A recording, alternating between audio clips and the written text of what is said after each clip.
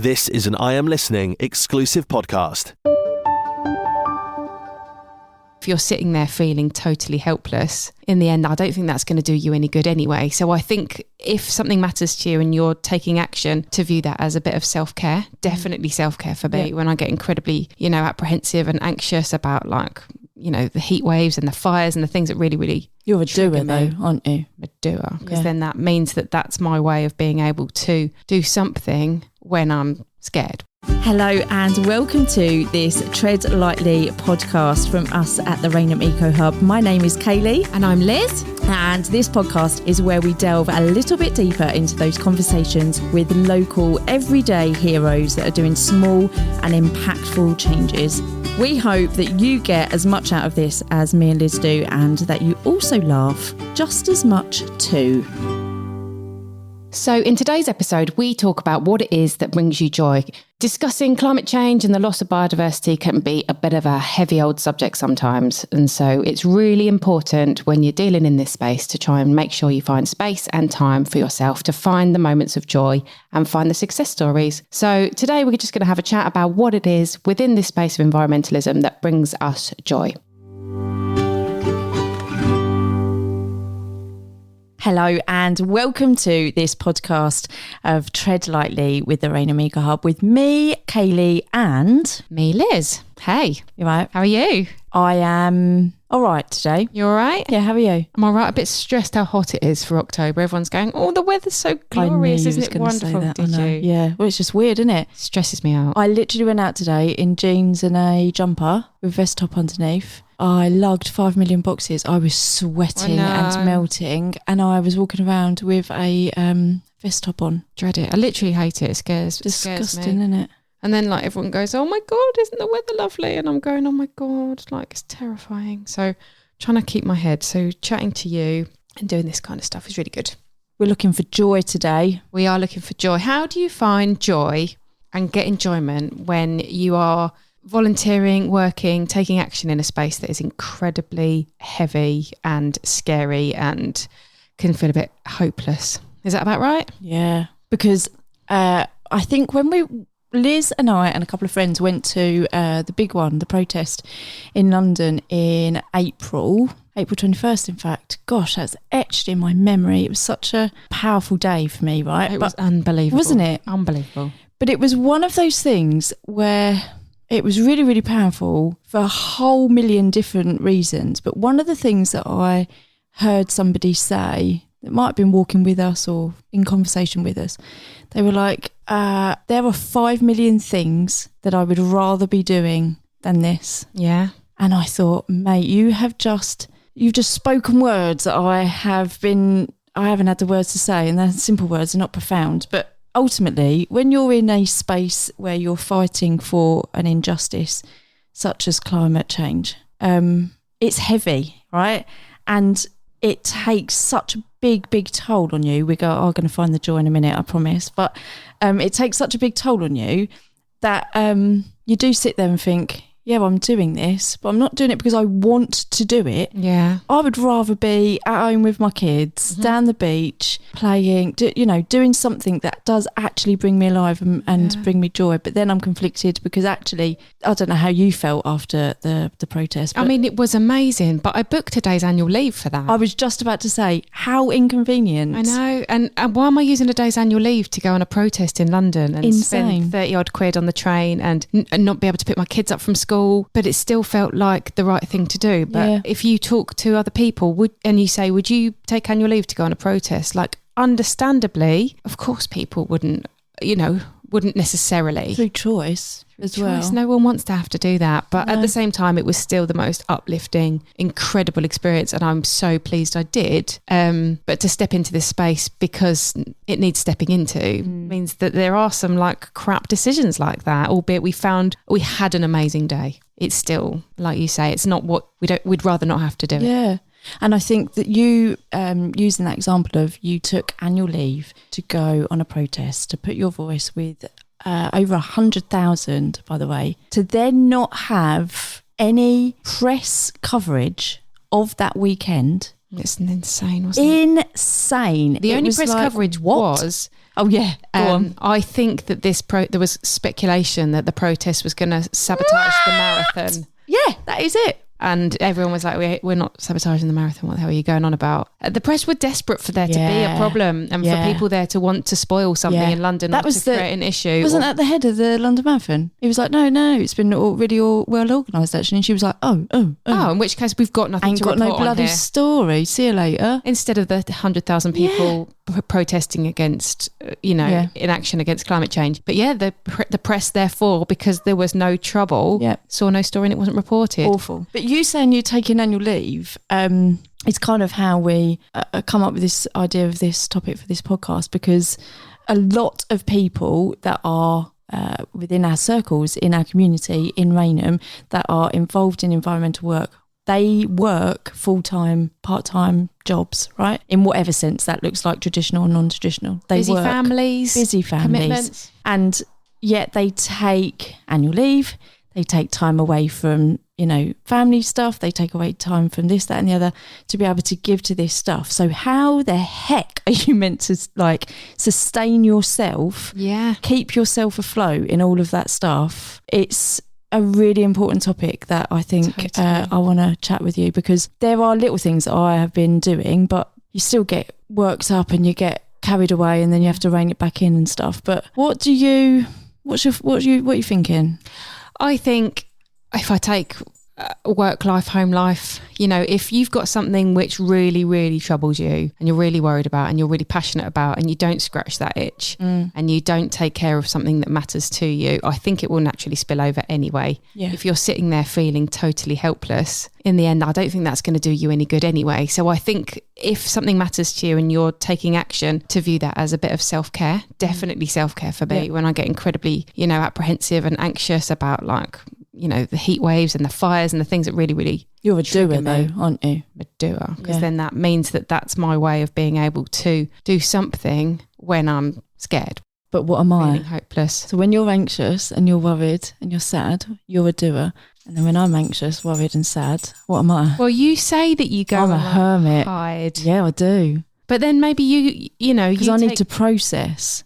But you take different things from this, though, in the sense that, so answer the question back then, how do you and why do you in your busy life find time to do this kind of stuff? I find time because I couldn't think of anything worse than my kids being older and then not knowing that I tried absolutely everything that I possibly could to make people see what's happening, I think. And so I absolutely will always make time for that, as well as other things that are injustices that I fight for, that I believe, really, really believe in. But when it all gets a bit too much, because I have realised over time I am an all or nothing kind of person. 10 or none. Yeah. I think you're very hard on yourself, but I think your own reflections I don't think that's, not in a bad way, but I do think I'm either all in or I'm not, and there's no real in between. So I go 100 miles an hour, burn out, got no fuel, and then have to start back from the beginning and work my way back up again.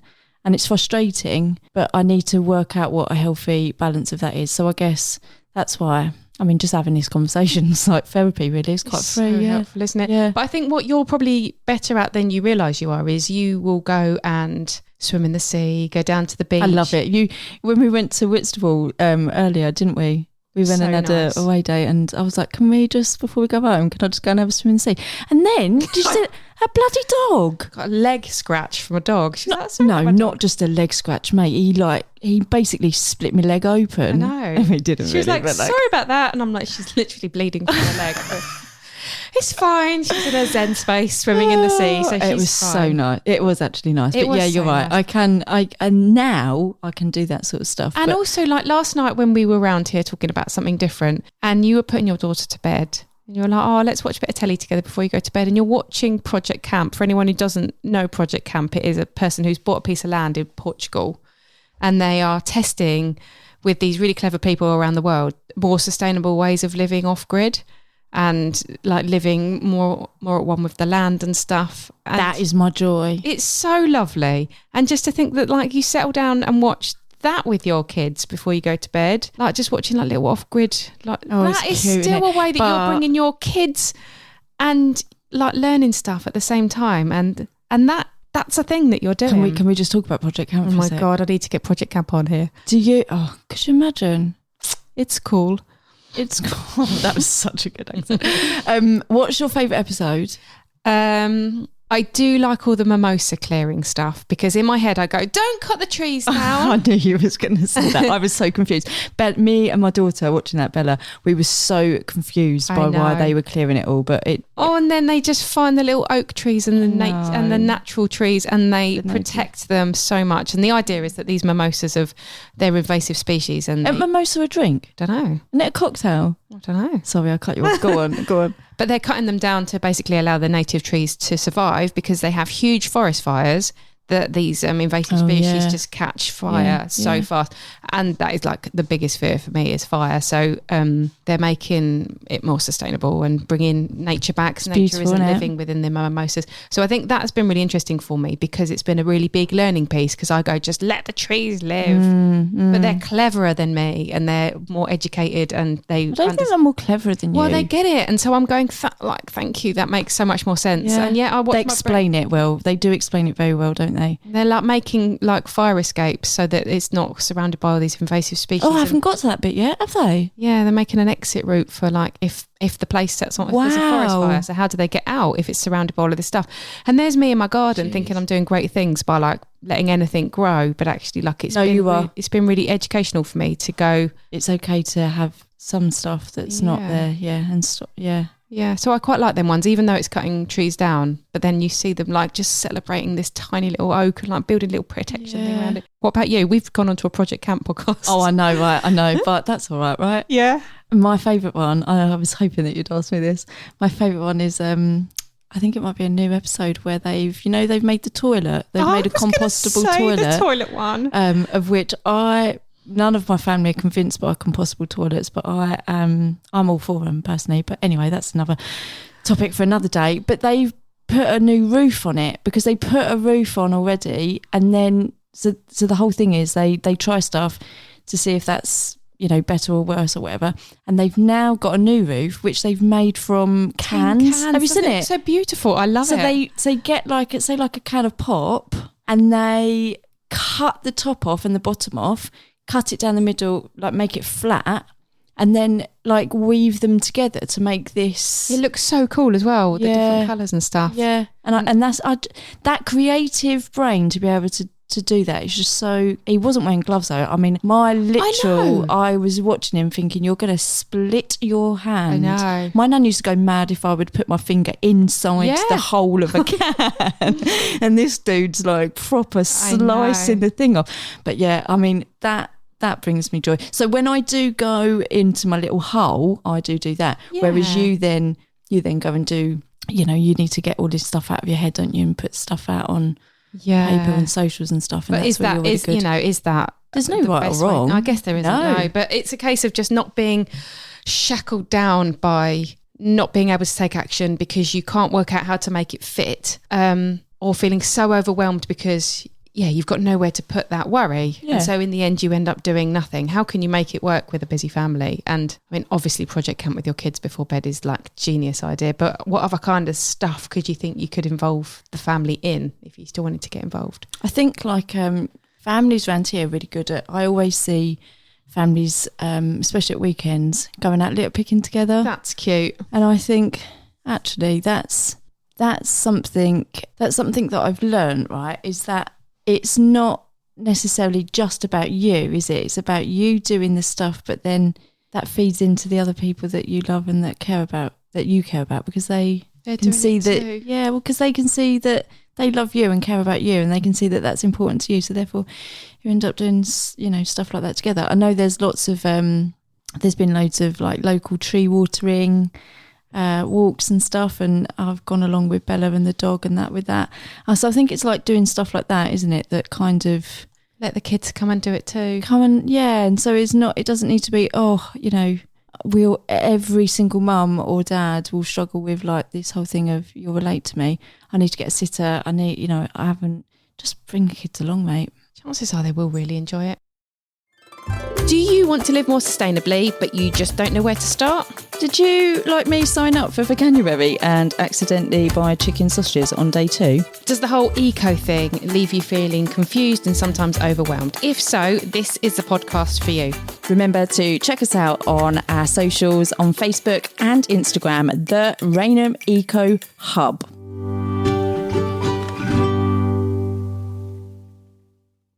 We did a little beach clean at Minster a little while back, and my son found like a shark egg case, and I was like, that's a bit plastic. Threw it in the bin. Like, it's like, I don't know if it's shark egg. They have lots of shark teeth down there, actually. Is that what? Oh no, I'm thinking of a culvert. No, ignore me. It was in Minster, and it looked like a piece of plastic, so I threw it away. He's like, it's a shark egg case. And I was like, it's plastic, so I threw it away because I'm a horrible person. And then went home, and like he was like, this is it. Showed me a picture of what shark egg cases look like, and I was like, oh yeah, it is. So we went back again to go and find some more shark egg cases. But again, that's him like teaching me that feels like plastic, looks like plastic, but it's actually like a shark egg case. That's and I'm so like, cool. Oh wow, he taught me that. So that's really cool. But he has got that brain. He wants to be a marine biologist, doesn't he? So has he? Yeah.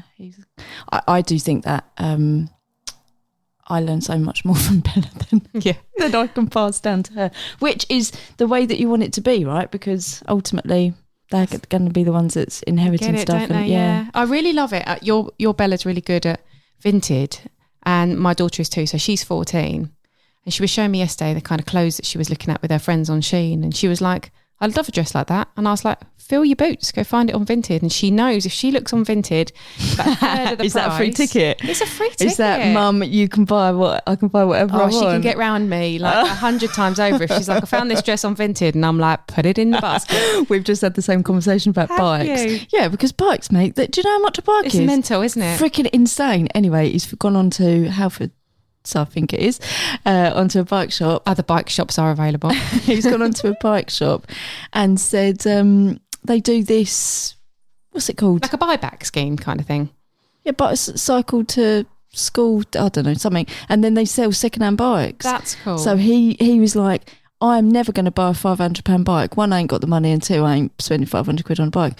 But because he's found it that it's second-hand, it's a couple of hundred quid. Fill your boots, mate. Mad, so it's the same thing, yeah. Yeah, but she wouldn't even think now, you know, anything of it. Well, no, but also if she was going to spend like, you know, buy 5-10 things on Shein, she knows that I'm probably going to go, nah. But if she kind of goes, or any other website, if she goes down the route of, you know, looking for stuff secondhand, then it's just an easier ride and just then becomes much more normal. One of the other things that I thought was really cool, Kerry, who is like literally like the environmental expert, she recommended a thing called Friendly Guppy Friend, which you wash your clothes in and it catches microplastics from synthetic fibres. I've missed this on the WhatsApp group. I caught the tail end of it. Tell me everything. Well, it arrived today, so I need to try it. But what it looks like, it's the size to fill a bag of your washing. Yeah. And then literally the end of it, like there's 2 little corners where it catches the synthetic plastic. Shut up. That would otherwise go into the waterways, and you just remove it as a piece of rubbish and pop it in the bin. No, it's not. I know. So I'm going to give it a try. But those kind of things where I think it was 4, 5, 6 quid, it wasn't a huge amount of money. That is going to add 0 extra jobs for me. It's going to add 0 amount of extra time. I mean, I've got to pop it in a bag to wash it. Is it big then? Yeah, because I thought it was going to be like I'm going to have to just put your knickers in. Yeah, just find the synthetic clothes and that was it. But I could put a whole load in there. I'll do a video and put it on the hub page. But does it work? Does it not? I don't know. But imagine if that works. And then that is a way to be a bit more environmental, doing nothing other than just putting it in a bag instead of. So I'll report back on that. But those kind of wins, I love those kind of wins. What easy things that you can just do without even thinking. Yeah.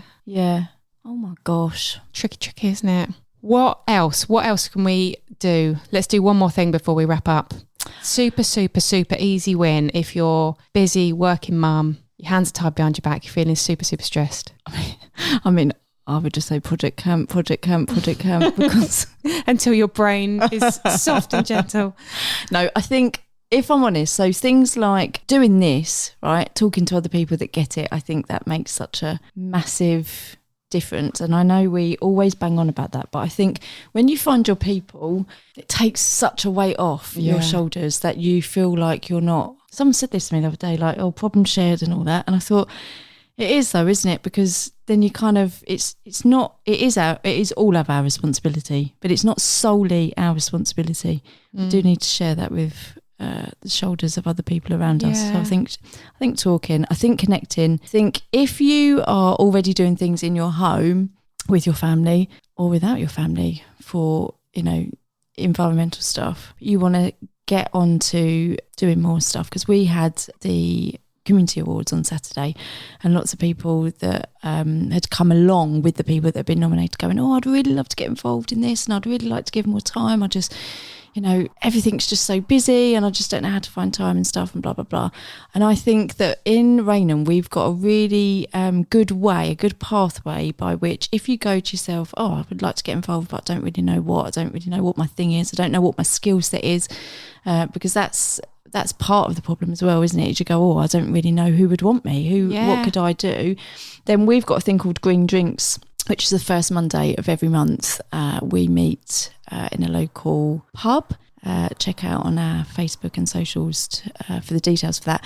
But just going along to that and being able to say, hey, how are you? And then you just get to meet other people that are doing other stuff, and you can kind of see how that could fit into, and then it's a bit like a bug, I will warn you, isn't it? I think it is, because everybody's so lovely. And they're all there for the right same reasons, which is they want to do good, and they want where they live and where they work and where they bring up their children to just be better. Yeah. And also I think there's no one person that's saying that, it's not like a job, this is what you should be doing. Like, everybody recognises that everybody's got their own capacity, everybody's got their own interests, everybody's got their own trigger points and their own worries and their own brain space. Yeah. And so the nice thing about the hub is that people just do what they can do within their space. It's very cool. It is good, isn't it? Yeah. It's a bit broad, because I think it's really hard to describe on a podcast, but come and chat to us, because the one thing that I love is meeting new people. I love meeting new people and hearing how they found us and kind of what they want to do and what their journey is. I love that. So if that's you and you're listening, you're thinking, I'll pop along to Green Drinks, come along and see me. Yeah, be nice to have a chat. Thank you. As always, when we do these, we go completely off at a tangent, but I quite like these ones. I do too, and it makes me feel so much better just having a chat, just brain dumping. It's big, isn't it? But it's big, but it's also absolutely lovely. It is. So whatever you're doing in and around Kent this weekend, don't be scared by the sunshine. Try and take a little bit of joy with the people that you've got around you, and I hope you have a wonderful weekend. Thanks, guys. Bye. Thank you for listening to the Rainham Eco Hub's Tread Lightly podcast. If, like us, you're trying to be more sustainable, then like and subscribe to get notified when we release new episodes, or even better, share with your friends and family. Hope you enjoyed today's episode, and thank you for joining us. Stay safe, keep going, and find us on socials. Cheers, guys. This has been an I Am Listening exclusive podcast. For more information, head over to our website, iam-listening.co.uk.